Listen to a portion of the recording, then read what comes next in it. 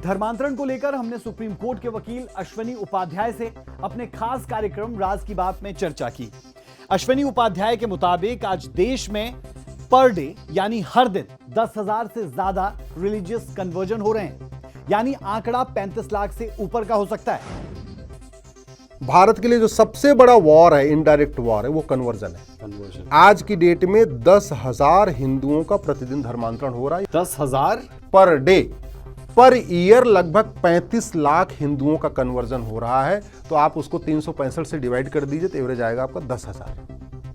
10,000 per day धर्मांतरण हो रहा है हिंदुओं का। इस इंटरव्यू का एक अंश आपको सुनाते हैं, जहां अश्वनी उपाध्याय साफ तौर पर कह रहे हैं कि भारत में मुगलों का शासन, ब्रिटिश राज एक बहुत बड़े पैमाने पर धर्मांतरण की साजिश थी, जो काफी हद तक कामयाब भी रहा, लेकिन उसका खामियाजा भारत को उठाना पड़ा है। धर्मांतरण से राष्ट्रांतरण हो रहा है। कैसे?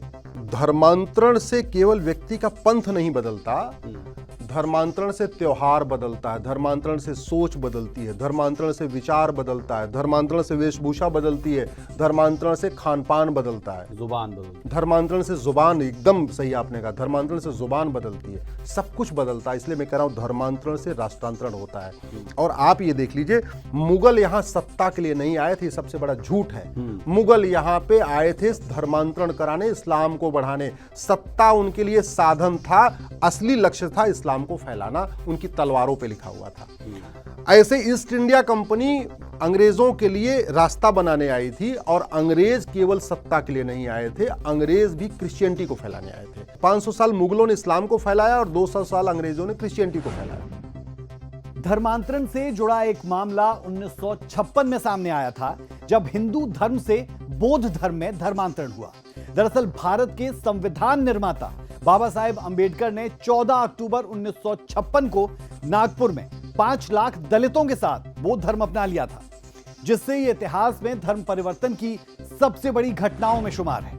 यह धर्मांतरण आंदोलन न केवल धार्मिक था, बल्कि सामाजिक और राजनीतिक रूप से भी महत्वपूर्ण। डॉक्टर अंबेडकर ने इसे दलितों के सामाजिक उत्पीड़न और जाति व्यवस्था के खिलाफ एक शक्तिशाली हथियार के रूप में देखा। गौरतलब है, बाबा साहेब ने 1935 में ही हिंदू धर्म छोड़ने का फैसला कर लिया था, जिसे उन्होंने 1956 में पूरा किया। अब बात धर्मांतरण पर बने कानून की करते हैं। भारत का संविधान अनुच्छेद 25 से 28 के तहत धार्मिक स्वतंत्रता की गारंटी देता है, लेकिन इसका मतलब यह नहीं है कि कोई किसी को जबरदस्ती या फिर धोखे में रखकर धर्म बदलवा सकता है। देश में अब तक 11 राज्य ऐसे हैं जहां धर्मांतरण विरोधी कानून लागू है, जैसे मध्य प्रदेश, उत्तर प्रदेश, उत्तराखंड, उड़ीसा, गुजरात, हिमाचल प्रदेश और भी कुछ। इन कानूनों के तहत जबरदस्ती, धोखे या लालच से धर्म परिवर्तन अपराध के तहत माना गया है। धर्म परिवर्तन से पहले जिला अधिकारी को जानकारी देना जरूरी है। सजा 3 साल से लेकर 10 साल तक की जेल और जुर्माना भी।